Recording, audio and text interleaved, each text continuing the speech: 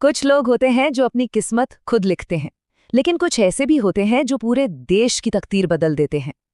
जिनके एक हाथ में शास्त्र हो और दूसरे में शस्त्र, जिनके पास व्यापार की समझ भी हो और बलिदान का जज्बा भी। आज हम बात कर रहे हैं एक ऐसे ही समुदाय की जिसने सदियों से भारत को बनाया है, खत्री समुदाय।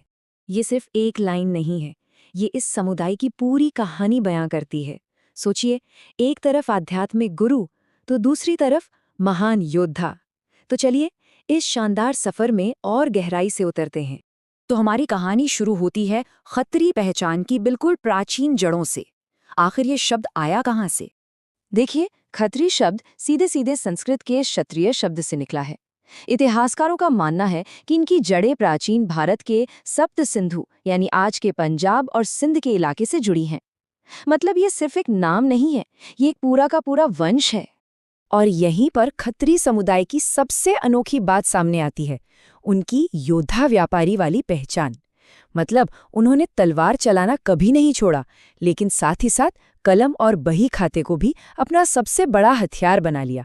और यही खूबी उनकी सबसे बड़ी ताकत बन गई।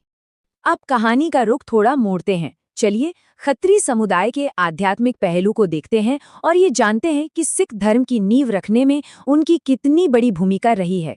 और ये देखिए, ये एक ऐसी सच्चाई है जिस पर इस समुदाय को बहुत गर्व है।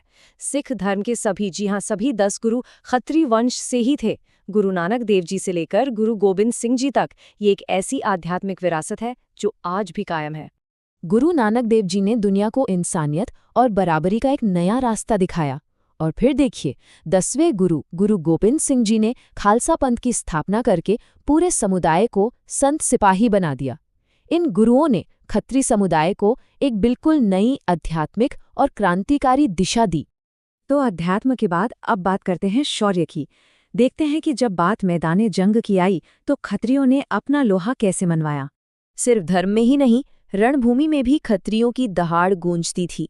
चाहे वो महाराजा रणजीत सिंह के सबसे जाबाज जनरल हरि सिंह नलवा हों, या फिर मुल्तान में अंग्रेजों से टक्कर लेने वाले दीवान सावरमल और मूलराज। इनकी बहादुरी के किस्से आज भी सुनाए जाते हैं। आप इसी बात से अंदाजा लगा लीजिए, हरि सिंह नलवा का खौफ ऐसा था कि ये कहावत बन गई। सोचिए, किसी योद्धा का दुश्मन पर कितना गहरा असर रहा होगा कि उनका नाम बच्चों को चुप कराने के काम आता था। ये उनकी हैसियत बताता है। अब हम कहानी के एक ऐसे मोड़ पर आ गए हैं जो बहुत ही भावुक है। ये वो दौर था जब इस समुदाय की सहन शक्ति की सबसे बड़ी परीक्षा हुई। साल था 1947, देश का बंटवारा। खत्री समुदाय के लिए ये कैसी त्रासदी थी जिसने रातों रात उनसे उनका घर, उनकी जमीनें, उनका सब कुछ छीन लिया। पश्चिमी पंजाब, जो अब पाकिस्तान का हिस्सा है, वहां से उन्हें सब कुछ छोड़कर भारत आना पड़ा। और जब वो यहाँ आए तो उनके हाथ में क्या था? कुछ नहीं, जीरो। वो बिल्कुल खाली हाथ भारत आए थे। उनके पास अपनी हिम्मत और जज्बे के सिवा और कुछ भी नहीं था। लेकिन असल कहानी तो यहीं से शुरू होती है। उन्होंने सिर्फ खुद को नहीं संभाला, बल्कि नए भारत की आर्थिक और सांस्कृतिक रीढ़ की हड्डी बन गए। चाहे वो दिल्ली का लाजपत नगर हो, लुधियाना का कपड़ा उद्योग हो, या फिर हमारा बॉलीवुड, उन्होंने जीरो से बड़े बड़े साम्राज्य खड़े कर दिए। और इसका असर हमें आज हर तरफ देखने को मिलता है।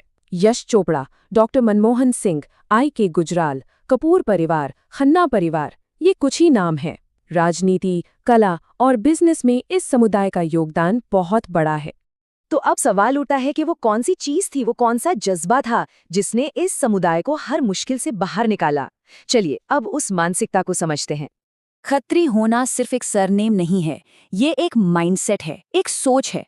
और वो सोच है कभी हार नहीं मानना। ये एक ऐसी जिद है जो मुश्किलों के सामने घुटने टेकना नहीं जानती। कपूर, खन्ना, मल्होत्रा, चोपड़ा, आनंद, ये सिर्फ उपनाम नहीं हैं, ये एक विरासत हैं।